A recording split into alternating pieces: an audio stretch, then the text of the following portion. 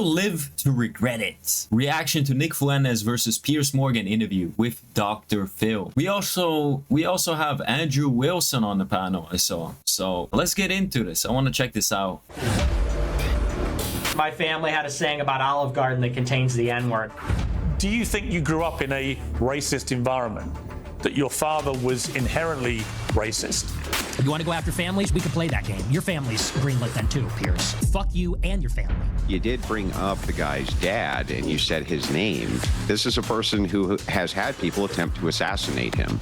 The most powerful role model in any child's life is the same-sex parent. You, I think, are the only interviewer so far to really hold Nick Fuentes accountable. Say what you want about him. He's extremely smart, an incredibly talented communicator, and very well read. The reason he has attracted a lot of attention is because he's speaking to the anger and frustration, a lot of which is He's speaking the truth. That's why people like him. Like, what?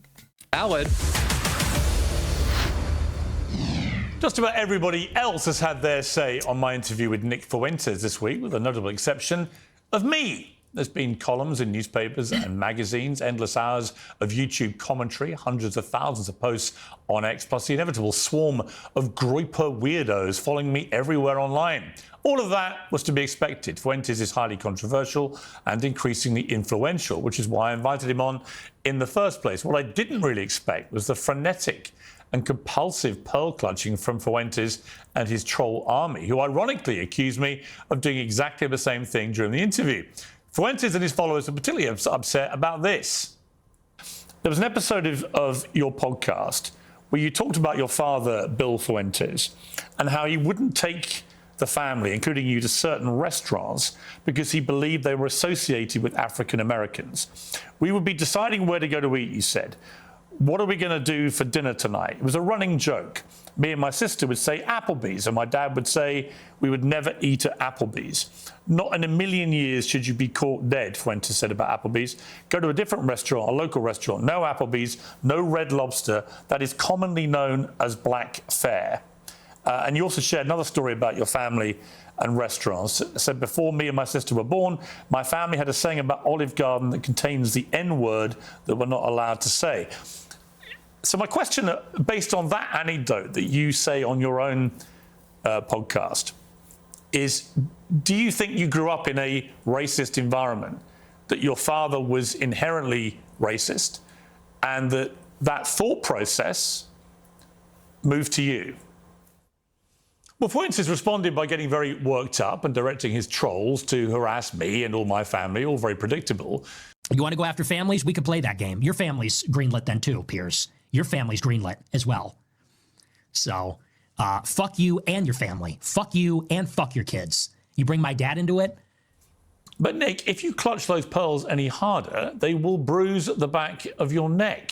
You know, some people need to understand that some people hold their family very close. Some people aren't living in this like secular shit like family structure where nobody trusts each other.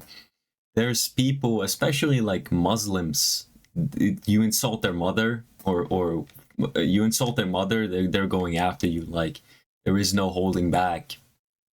So people like Piers, they can't even comprehend that families can be close, tight-knit, take care of each other. And also attacking somebody's father, mentioning his name when Nick has had an attempt on his life. People tried to kill him. But there was one guy that tried to kill him, and insinuating that his father is racist because of his political views. He's a grown-ass adult. He's 27 years old, 28 years old. No, he's 27 years old, I think. He can have whatever opinion he has. You can't really blame his fucking father for him as a, you know, almost, you know, coming closer to 30 years old. You can't blame him for his views. Like, what's next? We're gonna blame the 60-year-old for, I don't know, liking pineapple pizza or something. I just made a stupid example, but that's what I'm talking about. To be clear, again, this wasn't a low blow or a trap or an attack on Bill Fuentes. It was a question about a story which I thought could be insightful. Mentioning his name again. And it was a story that Nick Fuentes decided to share on his own show to his own followers. My dad refused to allow us. My dad would not let us go. That was a common joke. We would be deciding where to go to eat. You know, what are we going to get for dinner tonight? And it was a running joke that me and my sister would say, Applebee's, and my dad would say, no, we will never eat at Applebee's. So, yeah, so not in a million years, she'd be caught dead. Go to some other place. Go to a different restaurant. Go to a local restaurant. So yeah, no Applebee's, no red light. Wow, he's so goddamn serious in this clip. Like, look at him, he's smiling, he's just joking. It's like, brother, what? That is commonly known as black fare. And before me and my sister were born, my family had a saying about Olive Garden that contains the N-word that, you know, we're not allowed to say, that my parents wouldn't say around me and my sister. about Olive Garden, its relationship with black people. It contains a bad word, contains a naughty word in there, so I'm not going to repeat it here. But yeah, but we don't eat there. So that's Nick Fuentes, in his own words, telling the story that he objected to me asking him about. Well, one of my objectives for the interview was to find out a bit more about this guy who's at the centre of a big raging storm amid the conservative movement in America right now. Is he just performative, outrageous and attention-seeking? Or does he really believe the most incendiary things that he says? And if the answer to that question is yes, how did he get there? Having interviewed people for nearly 4 decades now, I find their upbringing is almost always influential one way or another. And if you don't want other people to talk about it, then why talk about it very publicly yourself? There are many more interesting points of debate from this interview, from crime stats and racism to generational divides to Holocaust denial. We get to all of them, and we'll do with my panel shortly. But this one small exchange has, for me, really made a bigger point. What Fuentes and his fans hate most is any accountability. It's all about speaking unchallenged into an echo chamber where there's a whole movement built on directing blame and anger onto everybody else. Girls don't like you because they're difficult. Your neighbourhood's in decline because of the black people. The world is corrupt because of the Jews, and so on. Now, he's angry about this story being shared because, in fact, he shared it himself. It wasn't a game or a trick to question Nick Fuentes about the words of Nick Fuentes. That was the whole point of the interview. Well, I'll be joined by Stella Pan. Bro, when did saying the truth when did saying the truth become racist or misogynistic? You just say the truth and it's like a bad thing. It doesn't make sense. In a moment, we'll begin with Dr. Phil, host of The Real Story. Dr. Phil, great to have you back on Uncensored, as always. What do you make of Nick Fuentes? Well, a lot. And I first have to say, I commend you for doing this interview. I know some people say, why would you platform this person? I think it took courage for you to put him on. And I'm glad that you did, because... Yeah, it took courage to fucking be a retard and not know what per capita means. This dude is a clown. Like, why does anybody give a fuck about these old ass fucking people? They're out the door. These people are checked out mentally, financially. These people don't live in reality. They like, Nick is on the ground, bro. You know, it might sound like I'm fucking glazing, but somebody has to say it, bro. I think Nick Fuentes is fucking great. Like, he just tells the truth, honestly, genuinely, with energy. Everybody's so dead. Everybody has these like dead look in their eyes. They have no friends. The fucking woman doesn't respect them. Piers is a fucking cuck. Like, these people are losers. And I see Nick as a truth-telling good guy, you know? There's certain things maybe I would do differently, different approach, but whatever the fuck. Like, it doesn't matter. It's such an irrelevant bullshit thing. But when it comes to the truth, Nick Fuentes is that guy. Like, he just is. And if you can't see that, then I actually pity you. I legitimately pity you that you don't see the truth. The truth is being spoken to you, and you've been lied so much your entire existence. You can't even know it. You don't even know what the truth is, which is ridiculous. this is why you are no friends. This is why women don't respect you. This is why you don't have a good job. Your life fucking sucks. Because you can't even see the truth. You can't see the beauty in truth. You cannot appreciate beauty when it is presented to you.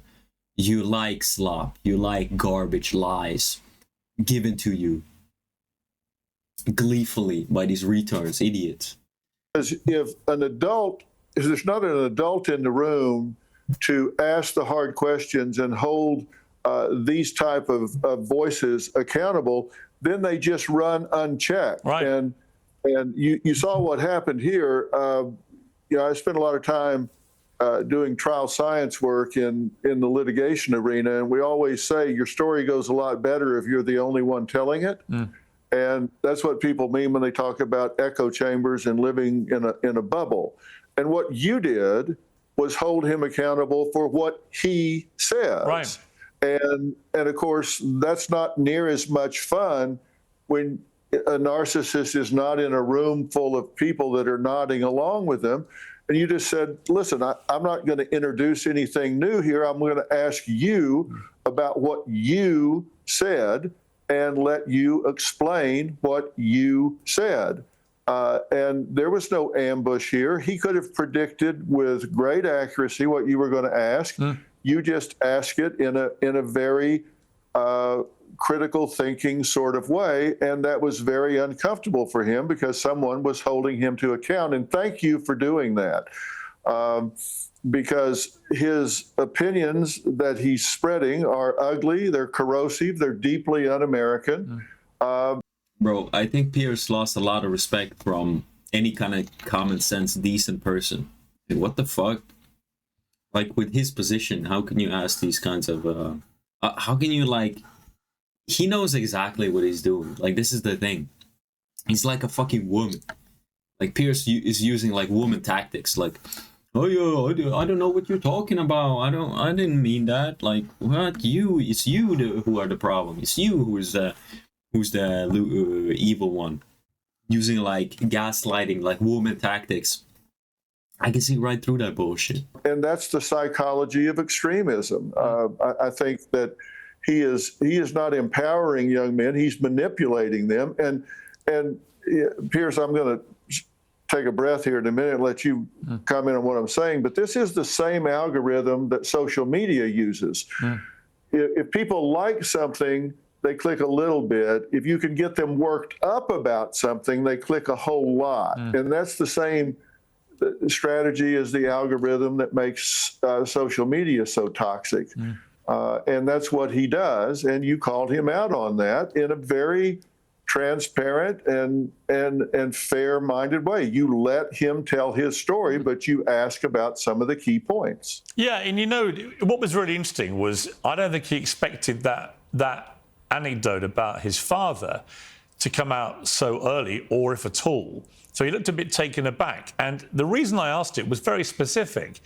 You know, I said to him, in all my experience of interviewing people, and you've interviewed as many as I have, Phil, if not more, I really do believe that the vast majority of people are a product of their environment.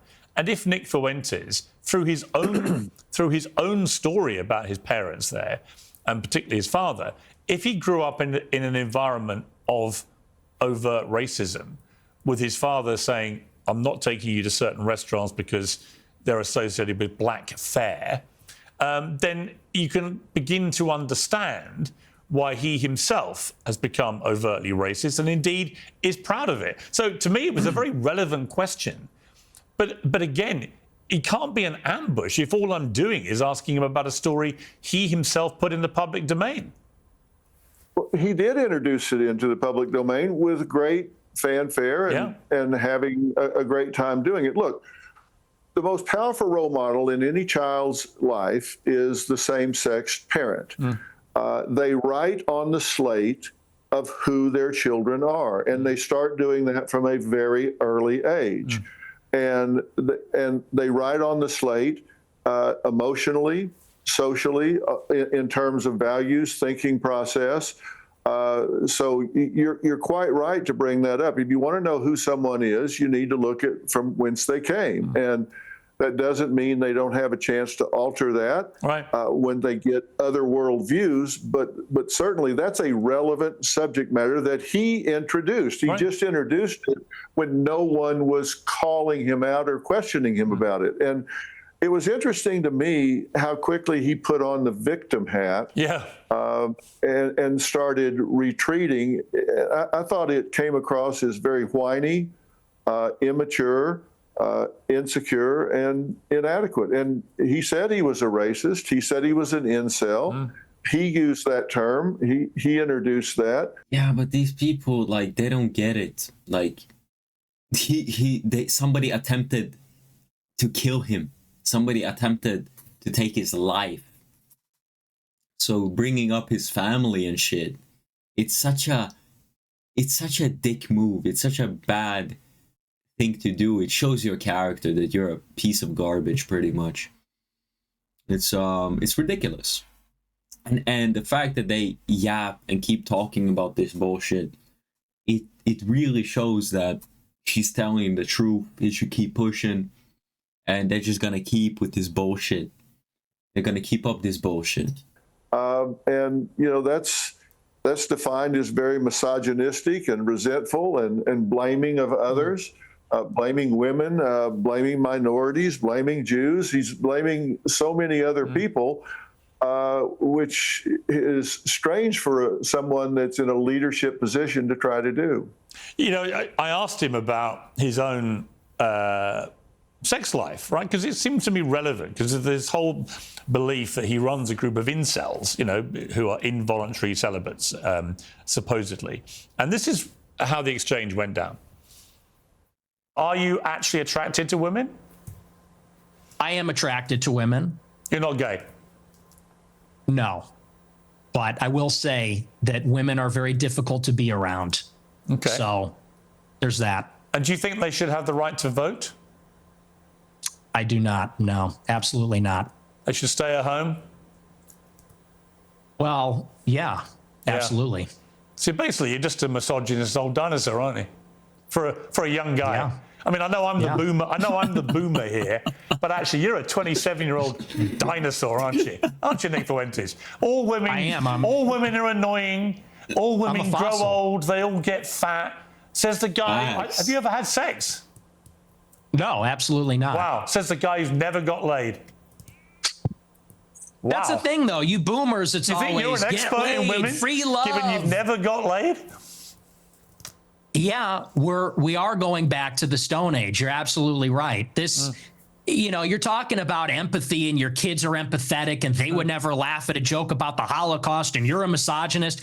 You're a simp yourself. You're totally henpecked. That's the problem. And what was interesting, Philly, he went on to admit he'd never been in love, never had any meaningful relationship with a woman, and yet he's so misogynist in his rhetoric about women, so demeaning about them. You know, I talked there. Brother, this guy's country is going to shit. There's not going to be white people left. And the ones that are going to be left, they're going to be ostracized and you know, bullied. All the whites are going to be bullied. And this dude is like, oh my God, you're a misogynist. It's like, don't you have bigger fucking problems? Don't you have, like, other shit to worry about? But no, you know, you care about these issues and you'll get thrown in jail. Earlier in the interview, which is why I referred again, about how he'd said on his show that women, the trouble is they're not just annoying, they get old, they get ugly, they get fat, and so on. Really demeaning, horrible language about women, but not difficult to work out why he would feel this way if he's never had any real interaction with them. Every so often, there's a piece of cinematic entertainment that just feels bigger and bigger. Not another Hollywood reboot, but an epic story of courage. Well, it's very transparent. And I mean, these go back to some of the oldest parables in the world. You're talking about sour grapes here, and this is someone that has gotten into a comfort zone where he doesn't interact, he doesn't have relationships that call on him to engage in meaningful conversation with women, learn what they're about and who they are. It's easy to sit up in the cheap seats and criticize. Of course, we know the talent pool in this world at every level. If we took women out of the talent pool in this world, we would be crippled so bad. Look at what's happening in medicine, technology, so many areas that if you look at the enrollment in universities right now, women have eclipsed men. He is so uninformed in his views. And the problem is you get in these cult-like communities where you get people that maybe haven't had a good role model in their lives and have someone like him who can be entertaining, can be charismatic. He's a nice-looking young man. And, people... young men will follow that if they don't have good father figures in their own life. In the absence of real leadership, they'll follow almost anyone if they present well. And that's a problem. And mothers and fathers, families need to be asking, what can I do to fortify my young men against this kind of exploitation? And that's why people should be standing up and applauding you, exposing with great transparency what's going on here with this Nick Fuentes phenomenon. Well, all I wanted to do, honestly, was to work out whether it was all performative or whether he really believes a lot. Brother, I have a million thoughts on this. The thing is, the people who disagree with Nick Fuentes or the people who agree with Piers after watching the entire interview, the 2-hour interview of him being an idiot, not knowing what per capita is, attacking somebody's father, insinuating he's a racist and all that. I think that these people that agree with that agree with Piers, these are losers that don't have kids. These are the people that are not socially adjusted. They don't have friends. They don't have women. They don't get the full human experience. They're probably on the spectrum. Let's be honest. People like me, I'm anti-spectrum. It's very difficult to explain, but simply put it, I have multiple humans. I know how to be multiple people. Okay, I don't have personality fucking disorder, but I can be in somebody else's shoes. I know what they're going through and how and why. And deeper understanding can be achieved if you have this discernment, if you have this gift. But people like Piers and people like, I guess, Phil here, these people, they have different agendas. The agenda, they don't go after the truth. They don't care about the truth. Nick gives a fuck about the truth. These people, they're in it for the money. They're in it for this. They're in it for clout. They're in it for fucking back rubs. I don't know what they're in for, but what they're in it for. But these people why do they attack the one man that fucking spearheads the truth, that says it how it is, unapologetically? That should be respected among all men, young and old. That should be respected, not criticized by these boomer ass people that allowed society to go to shit, that allowed all standards and anything of value, anything that meant something, to degrade, to be raped, to be destroyed. And this is why I don't like these types of old people. I don't hate all old people, but fuck, bro. All of the things that he says. And by the end, I concluded he does actually believe a lot of this stuff.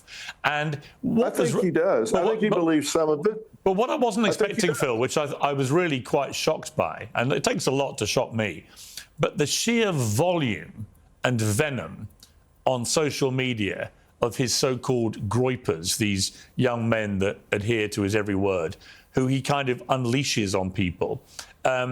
It was unbelievably brazen in its misogyny, in its racism, in its anti-Semitism. It was some of the most vile stuff I've seen in a long time. And it was relentless and has carried on. and targeting me, targeting members of my family, whatever. I don't care. I'm used to it. I've had a lot worse, actually, than this. They remind me of a bunch of mean boys at school. And, you know, obviously I'm 60 years old. It's not going to wash the sides, this kind of thing. However, it was noticeable to me that they were almost to a man, young, male, misogynist, racist, and anti-Semitic, and view everything he says as sacrosanct. You know, this is a kind of brainwashed world. The only question I don't know is how much of them are genuine human beings and how much maybe, as has been reported today in the New York Post, foreign bots that are unleashed because they analyze the speed of reaction to stuff that he posts. Foreign bots? Yo, that reminds me. I was called a KGB agent. There's legitimately old people in the United States that think that I am a KGB agent, that I'm some Russian guy is spreading some kind of propaganda. So Nick is called a Fed, and I'm a KGB agent. And they've worked out a lot of it comes from overseas, and a lot of it may be bots, you know, actual robots doing this stuff. Well, you know, these bot farms now, there was a time when people would use these bots and they would deploy them by the hundreds. But now our research shows that these bot farms, a lot of them out of Russia and some other foreign countries, are deployed in the tens of thousands. And what happens is they start kind of a zeitgeist on the internet, and then others, real people, see that, and then they start jumping on the bandwagon. And so it can drive a social media kind of think a certain, it can drive social media to appear that it's thinking a certain way. But I'm sure in the middle of that, he has followers that do echo what he's saying. And it's whiny, it's immature, it's insecure, it's highly transparent. And you wonder what's going to happen to these young men if somebody doesn't force them into some critical thinking where they say, listen, what's the end result here? Where does this lead me in my life? As opposed to opening themselves up to some real interaction and some real critical thinking where they say, what do I want? What's my goal in life? Do I want to have a family? Do I want to have children? Do I want to have a meaningful career where I can fit into a fully functional society? And if they stay on this path, they're going to be lonely, depressed, anxious, inadequate, with a false sense of superiority that is very, very empty, very, very meaningless. And I hate that. I hate that for these young men because he is misleading them. He's not empowering them. He is misleading them. Yeah, you know, I totally agree. I've got three sons of 32, 28, 25. And I'd be horrified if they behaved like that. Horrified if they had those attitudes and views. Horrified if they were so dismissive of things like the Holocaust. Horrified if they spoke about women that way. Horrified if they were brazenly admitting to being racists and openly admitted they avoid black people in case they get attacked and so on. All of it was actually quite disturbing. Wow, God forbid you have common sense. You look at the stats and you think, whoa, whoa, whoa, whoa, whoa. What is this? And how can you get angry at the numbers? How can you get angry that somebody uses the numbers to be smart and I get stabbed in the neck or burned alive? Well, it is. But think about all of these young men that are seemingly ascribing to his mindset. Think about what they're being cheated out of. Think about all the joy and pleasure and fulfillment that they're... What, getting cucked? Like Piers? Having Mr. Suds come and smash your fucking wife with his big black mamba? Brother. This is what I'm talking about. Don't listen to losers. It's like it is the same thing as listening to somebody about business. You take advice from somebody about business who has never owned a business. You take training advice from somebody who has never gone to the gym. You listen to the guy giving you philosophy lessons that doesn't read, who isn't knowledgeable. You know, who do you listen to? The 40-year-old expert or some loser? I don't listen to losers on how to live life. We listen to winners.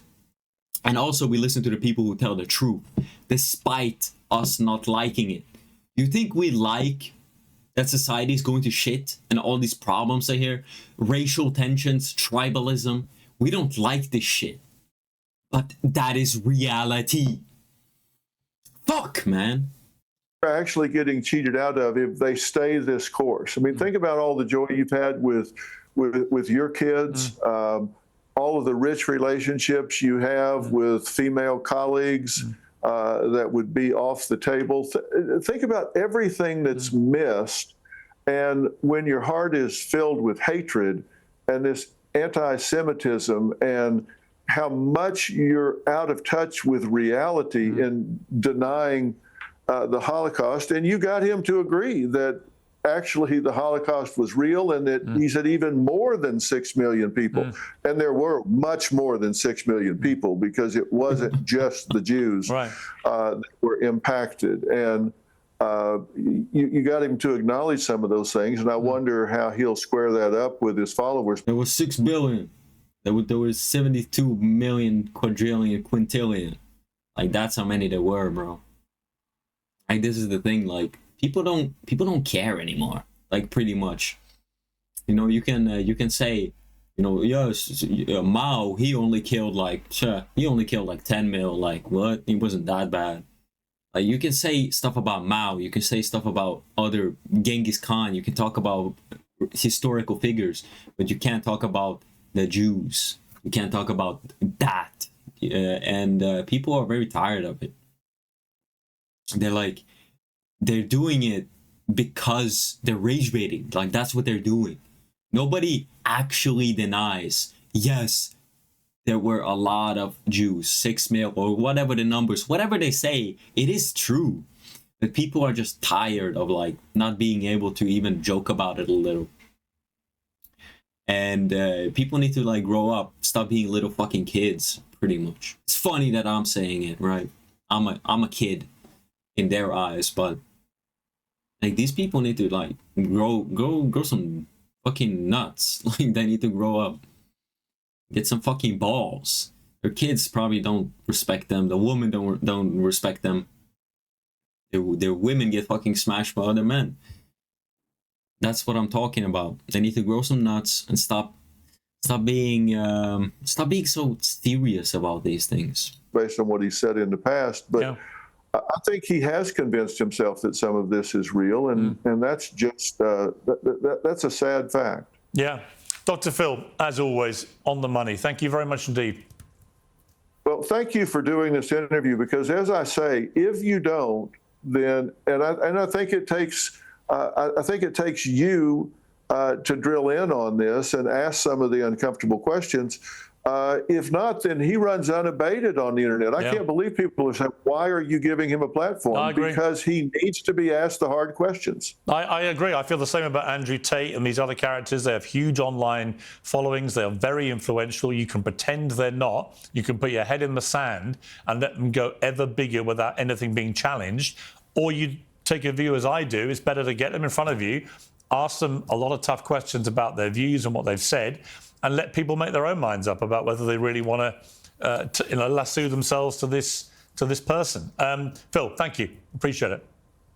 Well done, Piers. We'll talk soon. Thank you very much.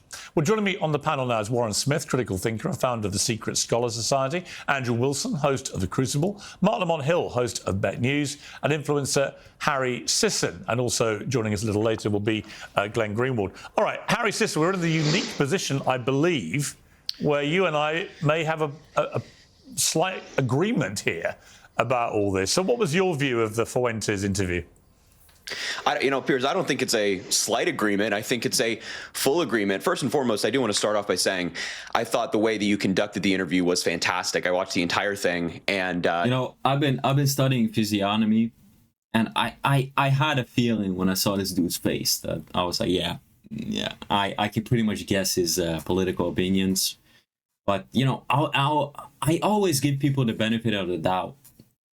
But like, brother, You I think are the only interviewers so far to really hold Nick Fuentes accountable and not let him get away with a lot of his hateful views. I love how you played the clips side by side and made him defend it on the record. So I want to give props to you there. I thought it was really well done. And I watched the entire thing. And I was trying to decide, similar to you, does Nick Fuentes actually believe these things, or is he doing it for the money? Is it performative? And I might disagree slightly with you. I think it's both. I think he does believe some of these things, and I think some of it's performative. No, you do it for the fucking money. You do it for like the fame and shit. He does it for the truth. It doesn't even comprehend to you that people like me, people like Nick, can do shit without fucking ulterior motives and shit. Just speak the truth and the money will come. Speak the truth and good things will happen. That's kind of how it operates. And like, this is the thing, like, these people, I don't get it. Like, how can you watched the whole thing? He said he watched the whole thing, 2 hours of Nick and Piers going at it. Did he not like cringe to death when he saw that Piers doesn't fucking understand per capita, what that means? He doesn't get the numbers. Talking about it's equal, and then you look at the big circle of white people and the small circle of black people, and you see that black people do so much more than the entire white circle. It's ridiculous. I think when he tried to moderate himself, that's performative. But the more hateful views that, as you mentioned, when the mask kind of slipped, that's what he truly believes. You could tell that he was trying to moderate himself when, as you were talking about with Dr. Phil, talking about the Holocaust. He said, oh, I believe it was the Holocaust, at least 6 million Jews. He said that, but then simultaneously claimed that Hitler is cool and that he liked his uniforms and the music and things like that. So, no, I mean, I think Nick Fuentes broadly is a sad, insecure man. I think he's a liar. I think he's a grifter. And I think you exposed that in the interview. Andrew Wilson, what did you think? Well, I was just watching your previous segment, and I thought that the framing there was a little off. So I've always appreciated coming on the show and letting me get my viewpoints out. But I do take some issue with your framing. You did bring up the guy's dad, and you said his name. And when you said it on the air that way, this is a person who has had people attempt to assassinate him. They have come to his house, shown up at his door, and tried to kill him. And that's on video happening.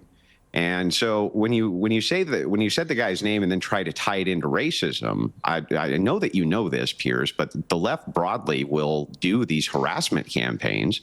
These harassment campaigns are designed specifically to incite the violence of many of their mentally ill followers. Andrew, let me just say, and that's what they do. Yeah, let me just say, if I had my time again, I wouldn't have said his father's name, but I would have still told the anecdote because I thought it was really important to Nick Fuentes. The anecdote's not the relevant part. But the anecdote is relevant. Yeah. The anecdote is relevant when he immediately tried to attack me for ambushing him with a story that he told himself on his show. I mean, look, if I told a story like that, that's not what people are upset about. No, I understand. They weren't upset about the anecdote. They were upset that you specifically said the guy's name after Fuentes has had these assassination attempts on him. To be clear, if I had my time again, wouldn't have said his father's name, notwithstanding the fact you can find it in 2 seconds on the internet. Right? So it's not like it's not difficult to find. But I do think it's important that anecdote, to me, was potentially very relevant to why Nick Fuentes is the way he is about racism, for example, because he was telling a story that cannot be construed, Andrew, any other way than his father was directing them away from restaurants because of his racist views about the people that go in them or run them, and it couldn't be seen any other way. I get that. I get the point of bringing the anecdote up, but that wasn't what looked to me like what was making these guys so angry. Was not the anecdote itself, but the fact that you said the guy's name, referenced it as his dad, and then this guy's had assassination attempts. Yeah, but the story was him telling the story. And by the way, hang on. And a lot of the first assassination attempt happened because of the "Your Body, My Choice" thing that he put that tweet out, and people began doxing his address and his family's name, and that's why they showed up to kill him. So the guy's grievance there, I think, is legitimate. Yeah, but I think it's important that his grievance wasn't just that I named his father, which again is a matter of public record. You can find it anywhere. Although I wouldn't have said it if I had my time again, because I don't want to attack his family for the sake of attacking his family. It was when he tried to frame it as an unfair attack on his family, when I think actually the story that he himself put in the public domain was potentially very relevant to why he is the way he is. I as a journalist, well, how he was framing it was you're bringing this up and name doxing specifically so that you can rally people into a harassment campaign. That's how he saw it. No, but that wasn't. Yeah, okay. But just to be clear again, that was not my intention. My intention was to ask him, in all sincerity, if you grow up in an environment at home where there is clear racism that you have discussed yourself on your own show, very unarguably, you can't listen to the clip. I played it earlier without realizing that's what he's saying. Then is that relevant to the way he is? Let me bring in Mark Lamont Hill here. I mean, Mark, I didn't do that lightly. I had decided before I did the interview that I would do a lot of research into this. I would find all the clips that I felt were the most incendiary things he'd said on the record, and I would ask him and push him about them in a way that I don't think anyone else has really done, and it would be interesting to see the way he responded. And if you're going to talk to Nick Fuentes, who openly admits to being a racist, he did it again with me in the show, that anecdote to me was pertinent to why he may have shaped those views. What do you think? Was it unfair? I think the anecdote was entirely fair and necessary, particularly since, the first part of the interview was very much about his biography. It was very much about what shaped him. He himself volunteered information, even in that interview, about his parents, about how they came together, about, the loss of their fathers, etc. All that to me is fair game.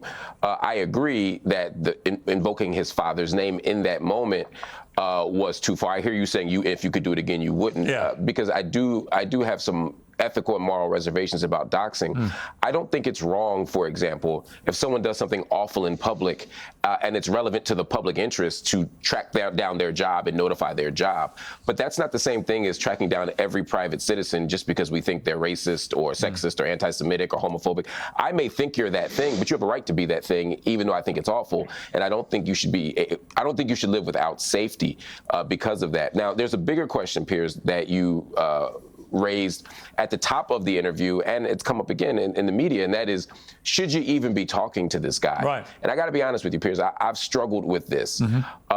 I interview controversial people. I sit down with people who people say don't platform them, and I take seriously your point that they already have a platform. And I'm not making them big. I'm not drawing attention to them. They already have the attention. They're just not being questioned or challenged on that platform. I concede that point. I agree with you fully. The problem with this guy, the problem with Nick Fuentes in particular, though, to me, is he's such a chameleon, and he moves in such a way that I'm not sure holding him accountable matters to his base, and he does just enough to look moderate and normal and reasonable that I think he'll do more damage by sneaking some people from the middle and dragging them to his side because they think he's reasonable, and only later find out that he's a sexist, misogynist, Hitler-loving Nazi, right, or whatever he is, right? That's where the danger comes for me. I'm not saying we should interview controversial people. I'm just saying this particular guy, I feel like we're playing into his interests and his angle. Yeah. Brother, like, so many people are like spreadsheets. I see them as spreadsheets, like a A4, like, sheet, like a paper. They're like spreadsheets. They don't have any kind of like layers to them, dimensions to them. They're not, they don't operate like a three-dimensional human with like different states and different like, you do understand that you act different in the presence of 10 70, 80-year-old people. You act differently. You're more respectful, you're kind, whatever. And then when you're with your boys, you're completely different. You chat shit, you are honest and genuine, but you have different faces for different situations. Nick, in interviews, he's very smart. This is why he's fucking exploding. He's very like good when it comes to presenting himself in new environments. If he goes on an interview, he's not gonna be like yelling at his face. He's not gonna be angry and be like, fuck this, fuck that, Jew this, like super like brutal. On his own show, he's brutal and truthful and honest, but he's like presenting the best possible way you can. to a new audience. Like it's like clothes. You don't go out to a wedding in like a hobo fucking tracksuit. You know, you present yourself well to be kind of accepted, to be liked. Because if you dress like a fucking hobo, you're going to be treated as a hobo. Nobody's going to like you. So that's basically what Nick is doing. He's doing the correct thing. This is just, I don't even know. Like this is just normal. This is just the most normal, common sense thing you can do. Well, Glenn Greenwald, welcome back to Uncensored. You've had Fuentes on your show. What's your view about that issue, about platforming him at all? Oh, I didn't even consider it to be a difficult question at all. I mean, if you're going to have people on who are responsible for the invasion and destruction of Iraq based on lies, or the incineration of Vietnam, or the destruction of Gaza and the death of tens of thousands of people, and welcome them and treat them like respectable people, tell me what it is that Nick Fuentes has done remotely as bad as that justifies allowing them to come on and speak, but not him. And whether you like it or not, he does speak for a huge number of people in his generation, and even other generations as well, who feel the same kind of anger and frustration with the status quo, with the establishment, with the kind of dogma that we've been told we have to accept. And there's a lot of people who are angry about it and who rebel against it. And we saw this with Donald Trump on maybe a little bit of a smaller scale, but very much the same pattern. When Donald Trump appeared, everybody was like, oh, he's racist and fascist, and he's the misogynist, and he's this and that. And no one wanted to grapple with the reason why his message was resonating so much. And to me, it is very similar to Nick Fuentes. Say what you want about him. He's extremely smart, an incredibly talented communicator, and very well read. Like, he's very informed. He's not just some sensationalist babbling on the internet. And I think the reason he has attracted a lot of attention is because he's speaking to the anger and frustration, a lot of which is valid, of a lot of people. And to stick your head in the sand and say, oh, we're going to pretend that this isn't happening because his views are too off, but the people who start wars or are responsible for the 2008 financial crisis, these are respectable people who we treat with respect, like Joe Biden or Hillary Clinton or whoever. That, to me, is the kind of thing that I think is really distorted. Yeah, you know, Warren Smith. I'll respond to that. Well, no, let me bring in Warren Smith first, and then I'll come back to you, Mark. You know, Warren, that really is my feeling about it. Is that you can let these guys like Fuentes and Andrew Tate run riot, and they do already, and they have massive followings, millions and millions of young men. I know, and when I interview Tate, the number of young men who just come up to me in the street to ask about it is off the charts, more than almost any other guest I ever have. So we can either pretend this phenomenon isn't happening, and Fuentes is a phenomenon, whether people like it or not. And I don't hate everything about him. There were elements of that interview where it was a genuinely quite interesting conversation. But there were elements which, either because he wanted to be performative and shocking and attention-seeking, whatever it may be, or because he really believes it, where I felt we saw a pretty dark underbelly of some of his beliefs. You know, I mean, just when somebody just says, I am a racist, and then explains, yeah, well, let me play the clip first, then come to you.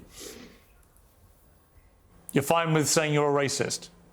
Totally. I think everybody's racist. I think everybody, if we're being honest, is racist. I think everybody, the only people that aren't racist or pretend not to be are white people, to their detriment. Everybody else is racist. But earlier in the interview, you got aggrieved at the idea that your father was a racist. You wanted to make emphatically sure. Yeah, because he's not. Because my father doesn't share my same views on that. So he's the exception to the everyone's a racist. Well, everybody's a little bit racist. I mean, I thought it was an interesting contradiction there, which he was probably calculating in real time, that having got so exercised about the idea that his father was racist, he then said everyone's racist and there's nothing wrong with it, effectively.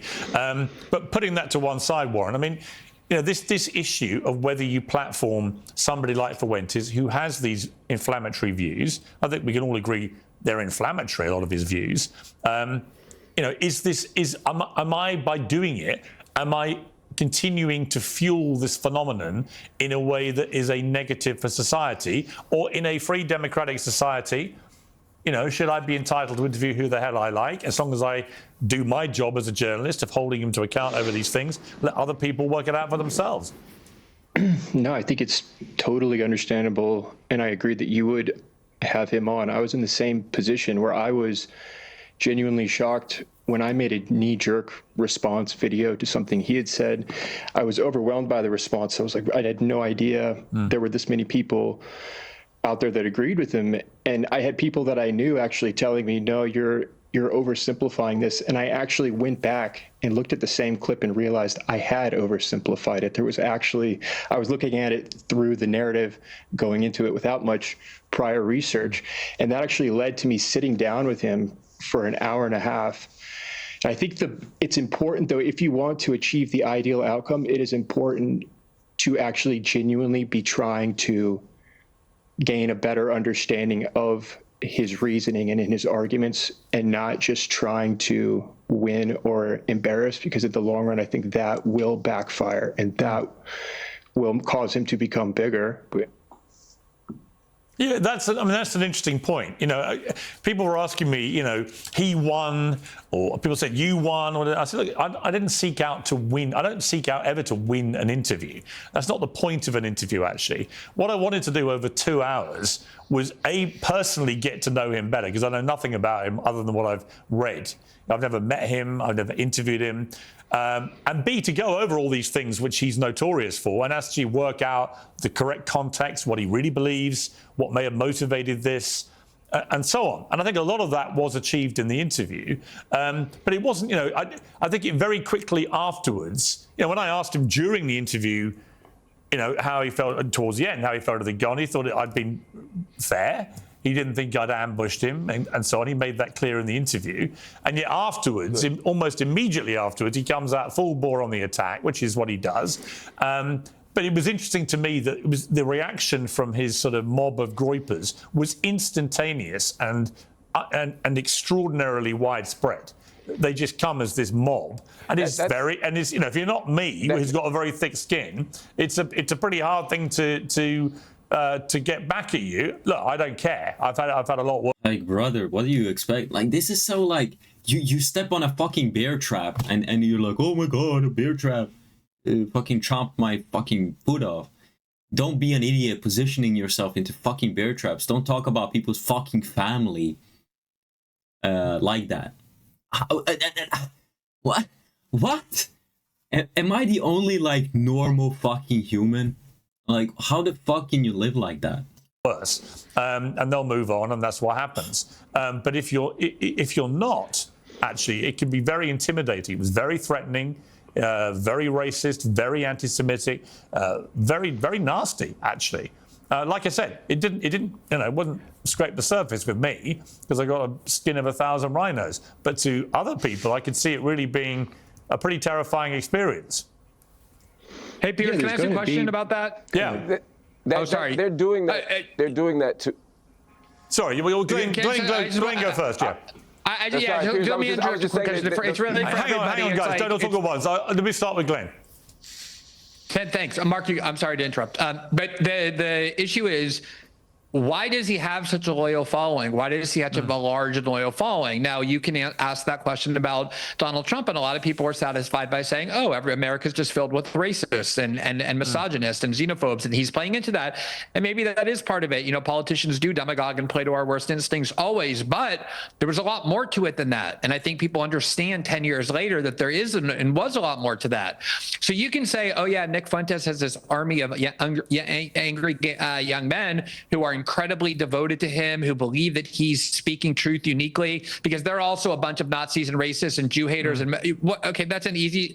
I think there's a lot more to it, and I think people. It is so incredibly, like, refreshing to just see a man fucking say it how it is. Like, you know what I mean? I like it. Everybody likes it. If you don't like it, then you're like a little pussy bitch ass girl or something. You're a woman. You're a weak man. That's what you are. And I don't like that shit, bro. Everywhere in society, you're not allowed to be a man. I mean, they let girls into Boy Scouts now. Every single male space is being invaded by these women. And people are just sick of it, man. To see a man just say it how it is, how society operates, why it functions like this, why, facts. He only uses facts and the truth.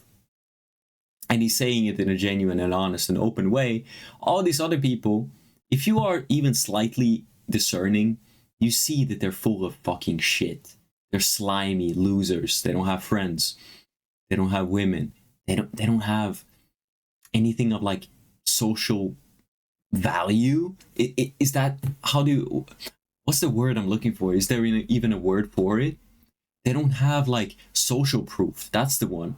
They have zero social proof. They're losers talking about a winner who gets the heart of the people, who gets the heart of the men. And this is what these people don't get. And it's to their detriment.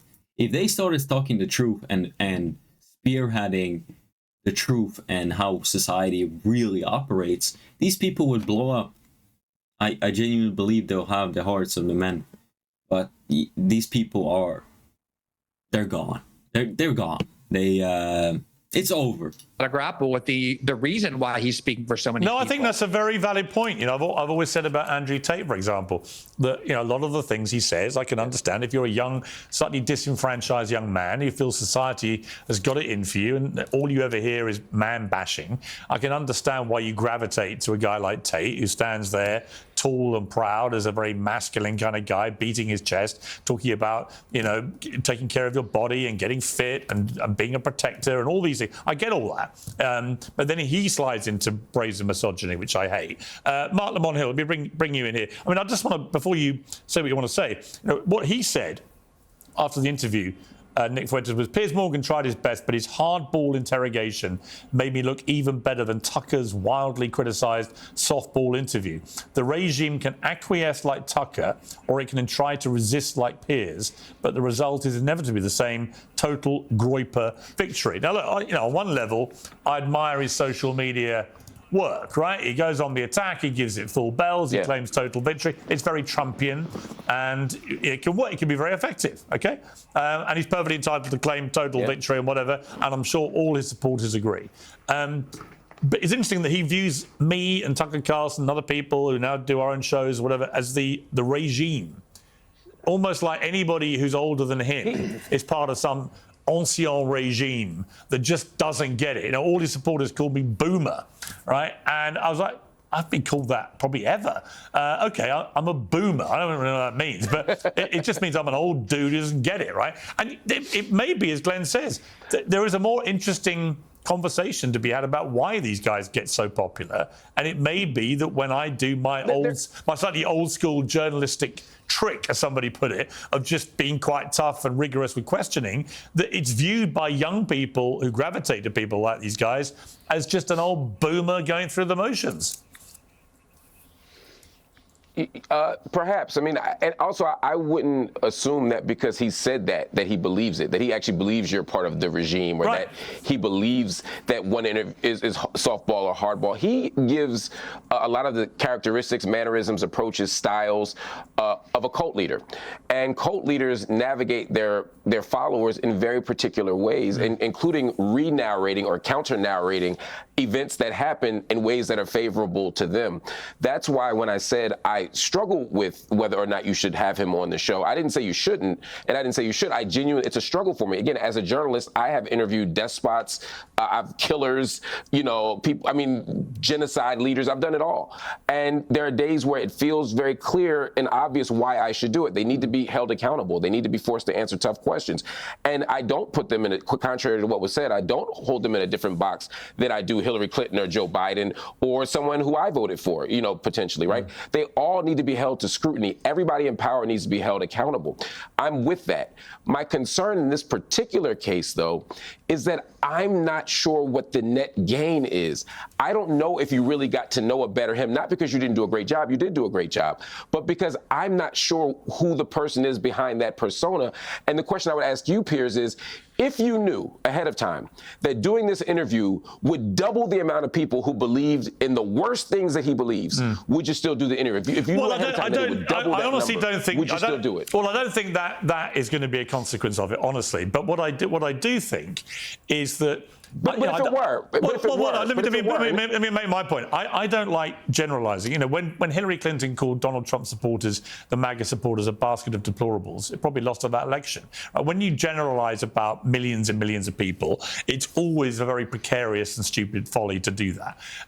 What I can say with what I can say with some certainty is that pretty well 100% of his groypers who've directly messaged me or members of my family have been highly abusive, overtly racist, very misogynist, and many of them anti-Semitic. I can say that with certainty. Now, what I don't know is how many of those are human beings and how many are from a bot farm, because according to reports in the last 2 days, a lot of his stuff comes from bot farms. I don't know if that's true, but that's been reported in various mainstream papers. I don't doubt it. And I don't know how representative these ones on X or Instagram are of the total body of his support. I just don't know. So, you know, I don't want to generalise and say all. And neither do I, Piers. I don't want to say all Nick Fuentes supporters are disgusting, because there may be a lot of people. It's a bit like Tommy Robinson. And to be clear, let me make my point. I'm not saying that. To be clear, I'm not. Let me finish my point. It's a bit like Tommy Robinson. He's botting. He has so many bots. Motherfucker, he ratioed Elon Musk, bro. That's because... Do people not get it? Why do people not follow the truth? I legitimately... I don't get it. Ever since I was like a little fucking boy, since 4 years old, 5 years old, I always chased the truth. I think. I don't know. I always cared about the truth. I grew up. I see brutal realities. I understand how things operate. I can visualize. I can operate. I can use my body. There's something to it. Like, I can't quite explain it, but it's the better you can physically, like, the better you're physically, like, able to alter the world, the better you're able to build and, like, influence. You're better to control your body through martial art or whatever. Your mind, it becomes more adjusted to the truth, to reality. Because if you are very bad at the physical, you're not living in reality. You're always thinking and overthinking and being weak. You can't operate your body, so all you do is think. But that is not reality. Reality is your hands. Reality is the world. So if you're good with that, that's often a correlation with, like, common sense. And yeah, it's like normal, like you're normal-ish. Of course, that's not like a direct thing. There's no study on it. I just kind of made it up. But that's kind of how I see it. The more, like, you're good with your hands and stuff, the better you are with reality. So, yeah, a lot of people, they're just weak. All they do is think. They don't actually do and test their ideas in reality. They just, like, make, like, a nice sounding hypothesis or theory, and they never test it in reality, and they never stress test. They hate stress and, like, suffering and, like, pain, growth. They hate it, and that's why they're fucking weak. That's why they're losers, is because you need to be wrong. You need to be...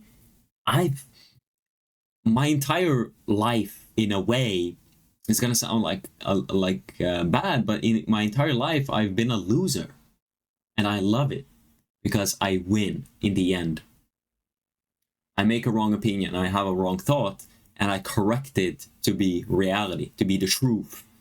And I'll use any tool to achieve that.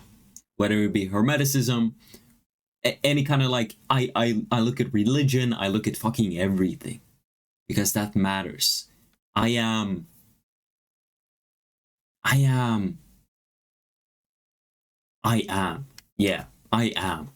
everything. I am everything, nothing, whatever. And this is the thing, these people, they're such like ants. They're slaves to their, like, indulgences, their vices, their like petty thoughts. And this is what society is creating, you know, without God, without standards and morals and responsibility. That's the thing. Nobody is responsible in society anymore. That's why people like Piers can become old as shit and still be like little fucking babies crying about fucking words. Like, these people have never been punched in the fucking face. They've never been punched physically or spiritually or mentally in the face. They've never had to grapple with reality. They can just continue to yap all bullshit like, oh my god, racist, oh my god, motherfucker. There's people getting raped. There's people being killed, stabbed in the neck, burned alive. Oh my god. I should have like 1 billion fucking views, because I'm sure there's so many fucking people that agree with me. But the algo, man, I don't know. Is it my face? Is it my mic? I think it's my mic, actually. I'm going to get a new mic, and I hope I'm gonna get more traction, because yeah. Tommy Robinson in the UK, right, is a bit like Fuentes over here, and there's no doubt, as the people marching with him have grown bigger and bigger and bigger, the idea that they're all fascist, racist, whatever, is nonsense. A lot of people are marching for well-intentioned reasons connected with the immigration crisis in the UK, right? He has bad people as well, and I think he's a malevolent character. But again, I wouldn't generalize anymore about all these people that march. Can I ask you a question, Pierce? Yes, yeah, sure. I would like to but again, dive into... I didn't generalize. Well, hang on, let Andrew come in. Let Andrew come in. Okay. There was a part of the interview where you were very combative, and you said you haven't even been laid and you're a virgin. This guy's a Roman Catholic. Right. Isn't he supposed to be a virgin until he's married? Isn't that part of your guys' faith? To be fair to him, that is. No, I was brought up a Catholic. I'm not a particularly devout Catholic. I disagree with a lot of the church's But you teachings. do agree that Catholics are supposed to remain chaste until marriage, right? The strict interpretation from the Catholic Church about that is you should be. So how come he didn't get? Shouldn't he get credit for that? Well, the idea that he's kind of staying within the confines of his religious beliefs. I have no problem, but he also... Or he can't get any action. But he also self-identifies as an incel, which is more problematic. Here's what Mark just said. You see what I mean? Like, he can't get any action. The guy is rich as shit. Brother, I saw the reaction of this little pussy as well. He can't get laid, huh? Like, brother, I think Nick can get his dick sucked by, like, so many women.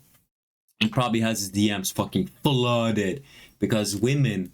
believe it or not, they're actually seeking some masculine men that are grounded in reality, because they are so attuned to people. These women, bro, they have like this gift. It's like natural to them, because they're very social people. They're very social creatures. Women are. These women, they're so awake that they don't feel safe around dudes like this, dudes like this, dudes like this. They don't feel safe around these dudes, because they know, like, they're pussies. They know it. And then they look at Fuentes and they're like, oh shit. They look at guys like me. I've had chicks older than me, 30-ish. They want kids or whatever the fuck, and they like me. Because I say it how it is, you know. I'm an honest guy. I'm not a fucking pussy. Or I try not to be. I try to be as strong as possible. But there's still a long way to go. Still young. So I have I'm very glad to be alive. I'm very grateful, happy that I can attain strength and suffer. It is these weak people that repulse women.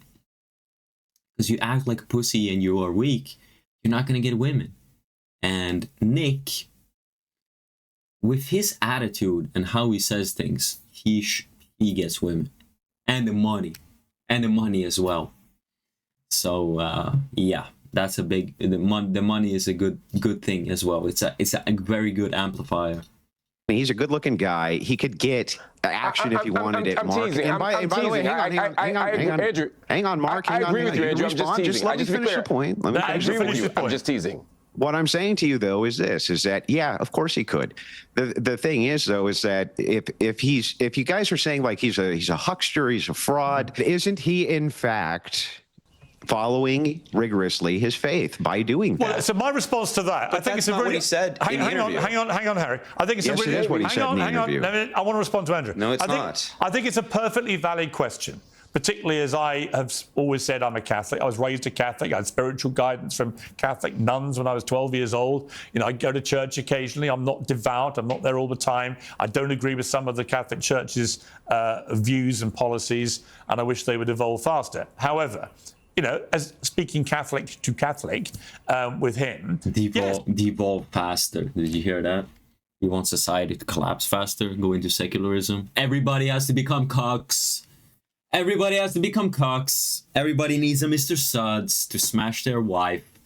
Everybody needs a Black Mamba to their woman. Like, oh my God. Fucking hell, bro. Why can't these people just fuck off? Why can't normal fucking people gain power and authority and fix this shit? Like, do you want to live in like an unsafe neighborhood, unsafe environment, unfamiliar, shit everywhere, garbage everywhere? These are the people that allow, these types of people are the people that allow society to go to shit. And I don't respect them. I don't give a fuck about them. Well, I give them basic respect, but nothing more than that. They're not going to have like full, honest attention and respect. They'll get like the scraps. They'll get the like minimal shit, but the people who tell the truth, the people who give a fuck about society, the people who get riled up out of love, not out of fucking hatred. This is the thing. They think that Nick is a hateful person. He's brimming with fucking love. I see it. I'm not fucking blind. He's telling the truth out of love. And these people are fucking deaf. It's a perfectly valid thing that he could say, I am saving myself for marriage. But if that's all he said, fine. But I would argue that, you know, if you look at him as a Christian, for example, how many of his other views are compatible with being a Christian? Right? You know, his view on the priesthood, his overt for instance, racism was correct. His Jew baiting, his overt racism, the despicable way he talks about women generally, and so on. None of those things are what you would categorize as being a good Christian. So I think you can have dogmatic distinctions with him, and that's fine within the confines of the faith. But with the points he brought up, when he said women aren't allowed to be clergy, that's true. They're not allowed to be clergy, yes, by the Catholic faith. And when he said he's saving himself for marriage, but he also said he shouldn't. When he said women, Andrew, when he, but hang on, Andrew, when he said that women shouldn't be allowed to vote and should stay at home, i.e., shouldn't also have jobs, would you agree with that? The Catholic Church does not have dogmatic teaching on democracy. They're not like, oh, democracy is the standard. No, I'm asking you. I'm asking you whether you think when he says women shouldn't be allowed to vote and should stay at home and not work. Well, and I not think have a most job. people shouldn't be allowed to vote. I think I would limit suffrage for most people, like our founders did. I think But it's a would you make terrible it idea specific have to women? universal suffrage. Would you make it specific to women? Gender, not Andrew. specific. You Not wouldn't base it on their specific. gender. Hang on. Let me finish this with Andrew. Why would that matter? Well, because I do think would if you prefer say limit voting, yes. I do think after they've waged a 100-year war, women for women's equal rights, to then remove one of the wrenching building blocks of that, which is what the suffragettes fought for, the right to vote. I think if you remove that... Oh, come on. That whole movement was totally astroturf. That's one. And well, two, it wasn't on the right let's to just vote. point this out. There's a good argument from a Christian perspective to make that the husband, the head of the household, should be the one voting. Within his dogma, that would make sense. So there is a Christian case that you could make for that the head of household, the wife, right now, what goes on in Christian households is that the wife is just doubling the vote of the man, right? So this is not against the purview of Fuentes, and it doesn't even sound particularly misogynistic to me. Okay, the 19th Amendment, Harry, what's your response to that? Uncensored is proudly sponsored by Cozy Earth, which, like me, delivers next-level quality and comfort. If I wasn't hosting this show today...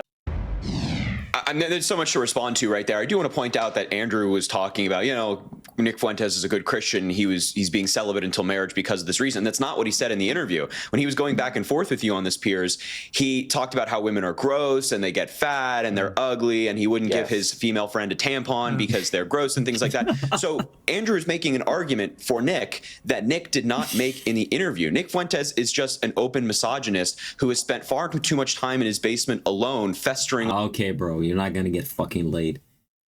Take it from me, bro. You're not getting. You're. Oh my god, the woman is never gonna unclench around you, bro. She's never gonna feel safe. online and getting involved in his own conspiracy theories that he's creating. It has nothing, or at least via his own words in the interview, he did not present it as a case of him being religious and him staying perfectly to the religious text. Now, no, yes, he didn't. I have the quote. I have go a watch. quote. Andrew, go watch the viral clip.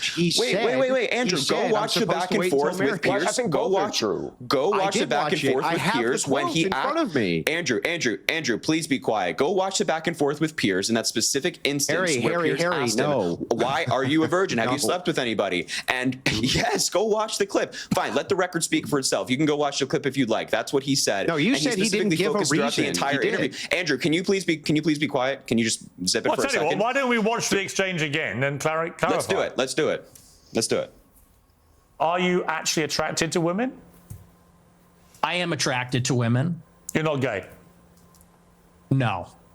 But I will say that women are very difficult to be around. Okay. So there's that. And do you think they should have the right to vote? I do not. No, absolutely not. They should stay at home? Well, yeah, absolutely. See, basically, you're just a misogynist old dinosaur, aren't you?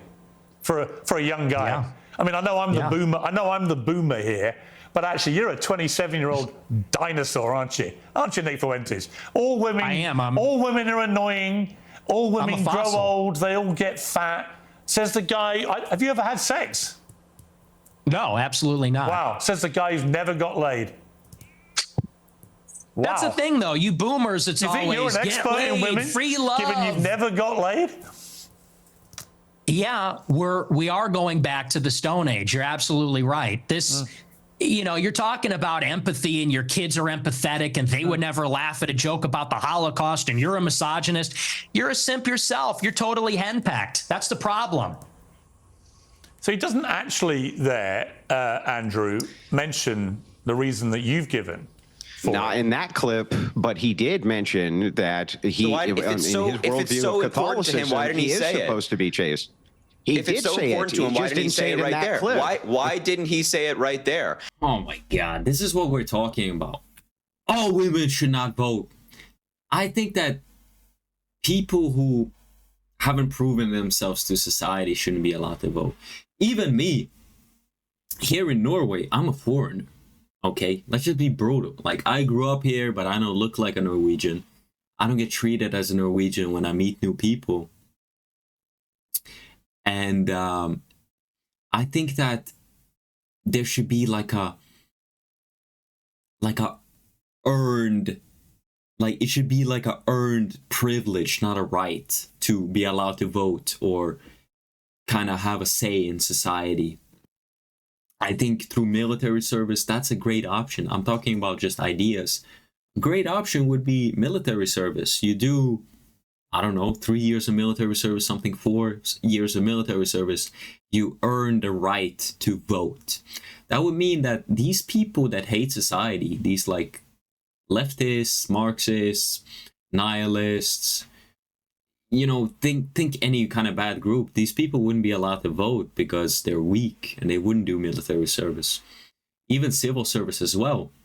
You could have like a system where, you work or you earn a good position in society. Like, let's just say you have, I don't know, 3 kids. You have 3 kids, but yeah, fine. You didn't do military, but you gave birth to 3 kids for society. Thank you for your service. You get the right to vote, my friend. If we have that kind of system, I think that weak people like this dude and women, they wouldn't be allowed to vote, and they wouldn't bring their weak mentality into the voting, into the town square. Only good quality shit would be in the town square, in the talk when it comes to how society should run and how it should function. But I don't know, maybe that's a little too complex of thinking to some of these people.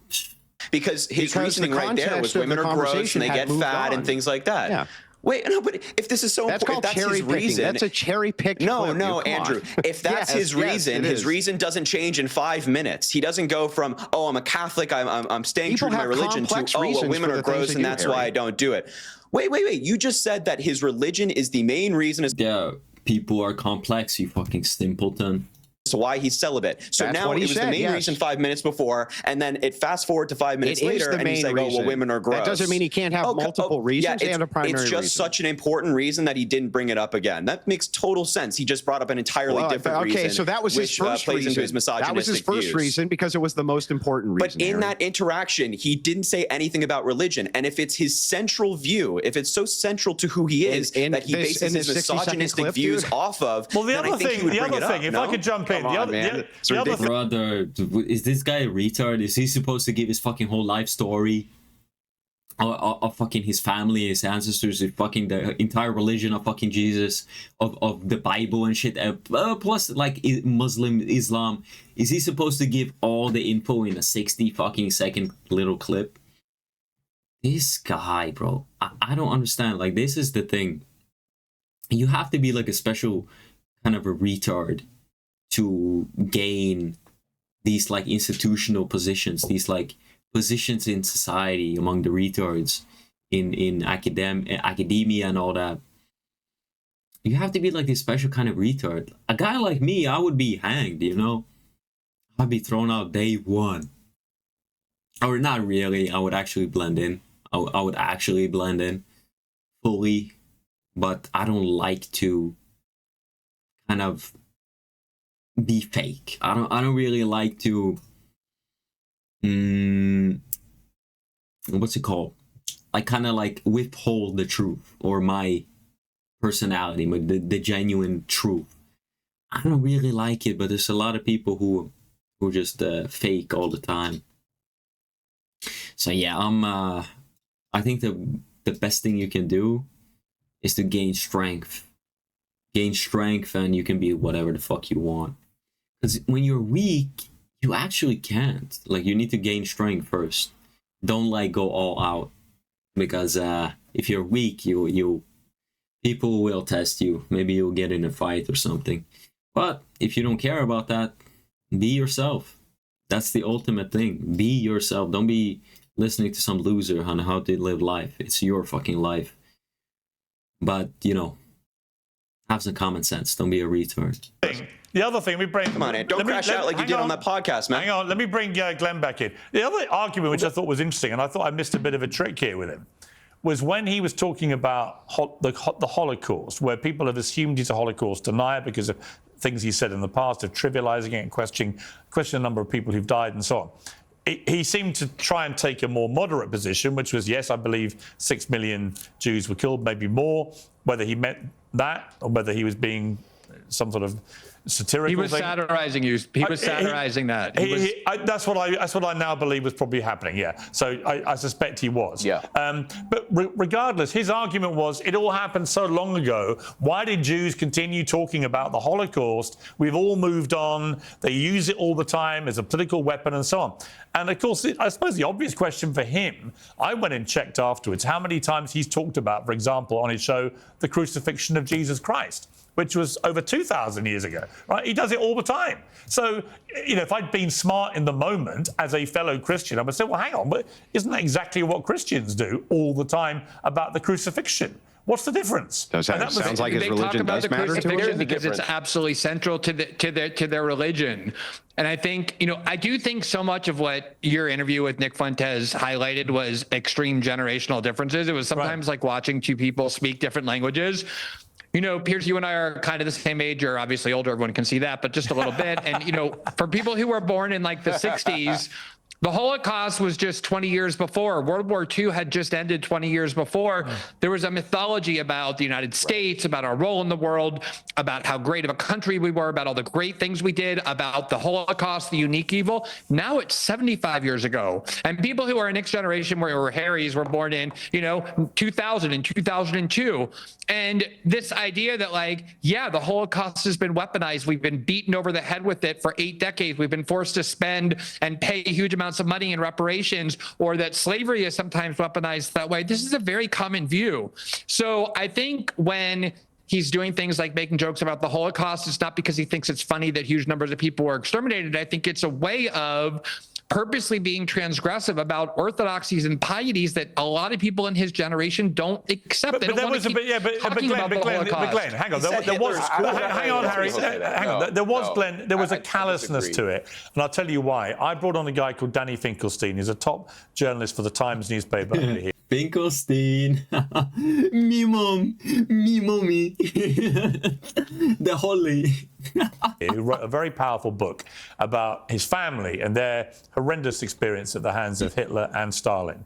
And it's incredibly powerful. It's very moving. It's informed his life.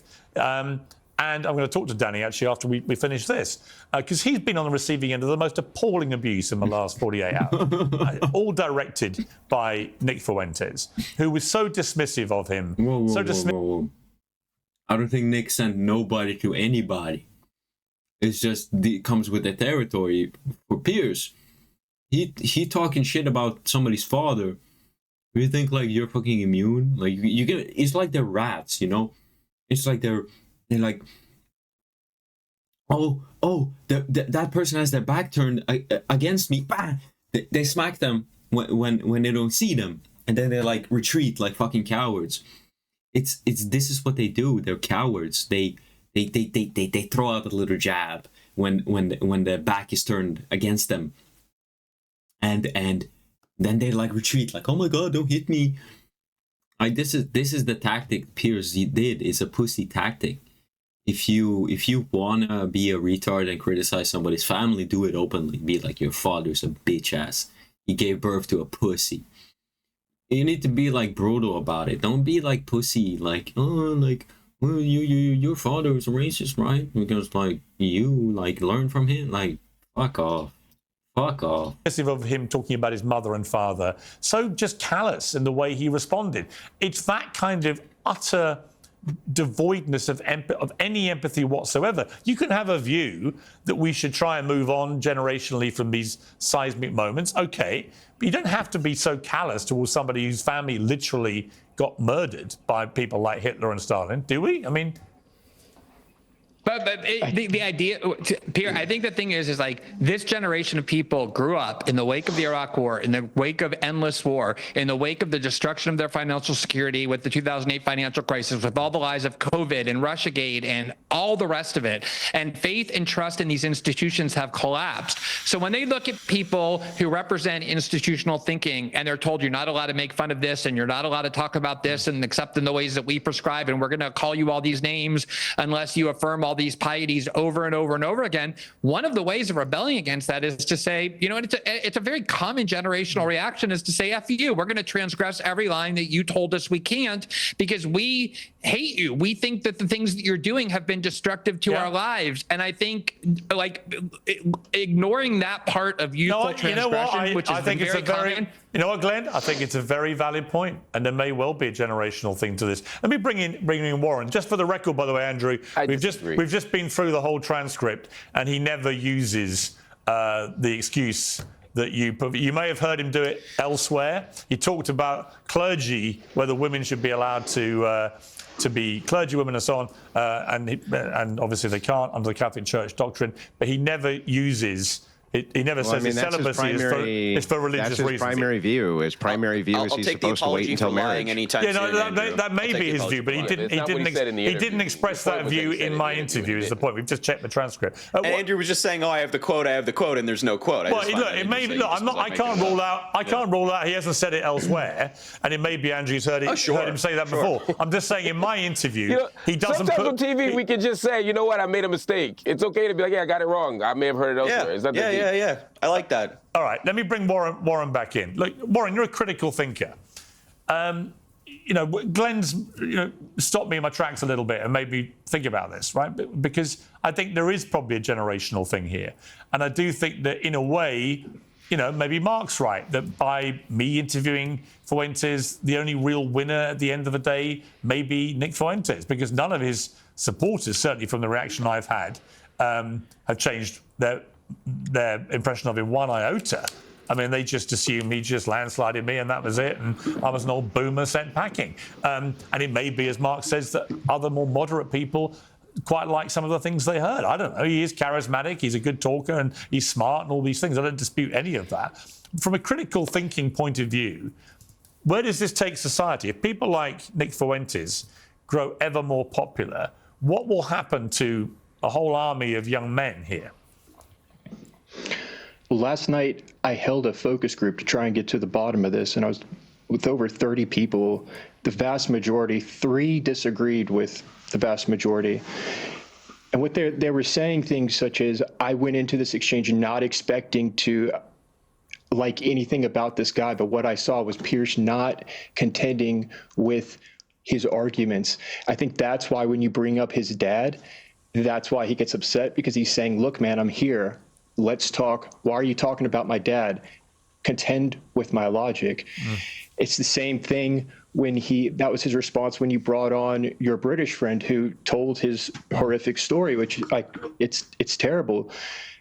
And you could disagree with his response to it, but I think he's saying, why are we, you're just telling me what you're saying is bad, but you're not really contending with the argument. And I think that is the core problem that has led to this outcome, because you can play these clips. There's nothing wrong with that. I don't think he was surprised by anything that occurred in here. That's another reason that you're seeing the backlash, is because it was exactly what people predicted, largely.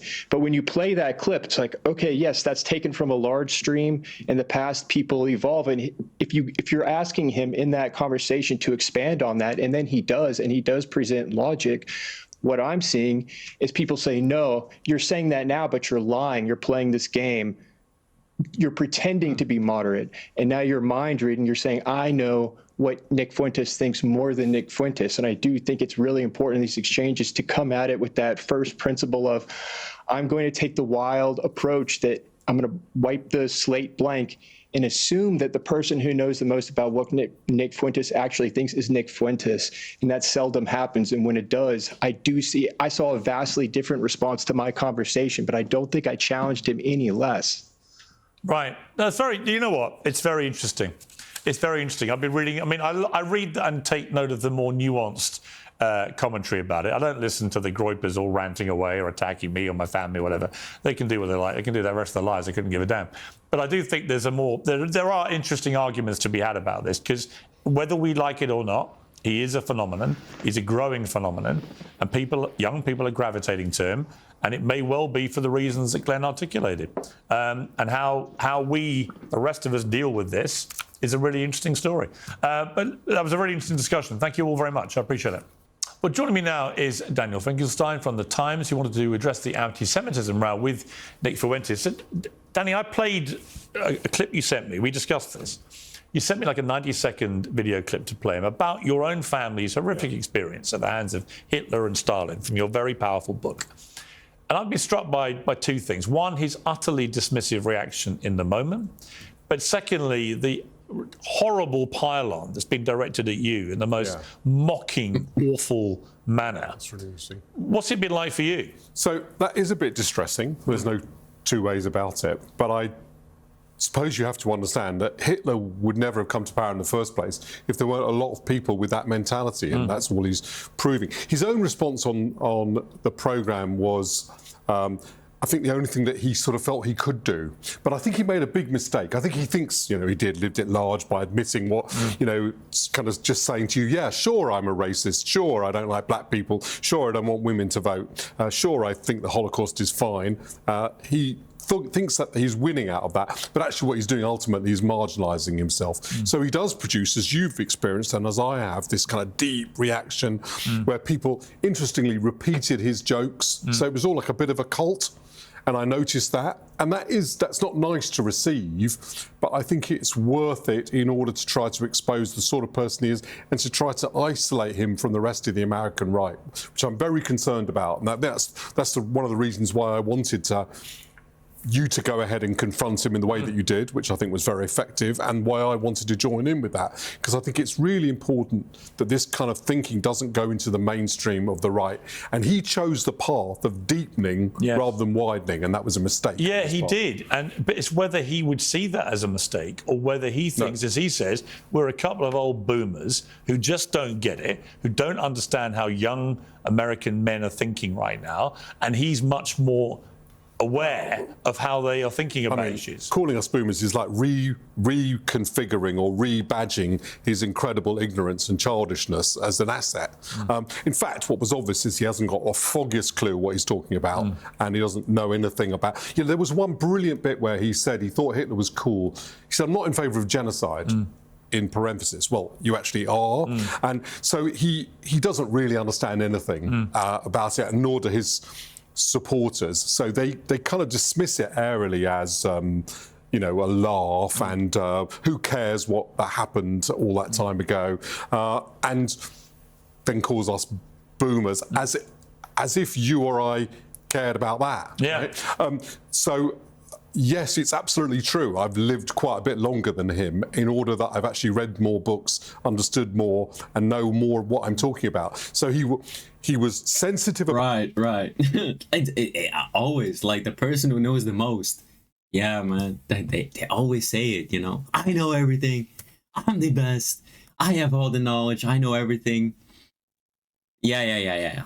You know, that's the person who knows the most, actually. Yeah, it's not the person that questions everything and always seeks the truth, doesn't plant their fucking feet, you know, is always ready to jump, always ready to dive into the truth. No, it's this guy. He knows everything. Oh my God. About his own ignorance, and it came out in a kind of bragging way. And then, of course, a load of other people pile on to support that as if they're unbothered by it. But he's made a mistake, which he'll live to regret, even though he's 27 now and hasn't lived very long to regret anything. What's happening with the kind of conservative movement in totality in America is fascinating. You're seeing splits within the MAGA movement. You're seeing others now developing, like Fuentes and others outside of MAGA, going very hostile on Trump and so on. You're seeing a lot of stuff going on here. What do you make of it? So it's really fascinating thing is the split between your two interviewees, Tucker Carlson and Nick Fuentes. Ultimately, that actually is, in fact, what I'm really interested in producing. Right? Tucker Carlson has gone wild. Some of the things, as you laughed in his face when he said some of the things about the French. His ridiculous point about Poland, not understanding at all, of course, we had to enter the war before Hitler invaded us. Any historical account will show that we couldn't trust him or have a deal with him.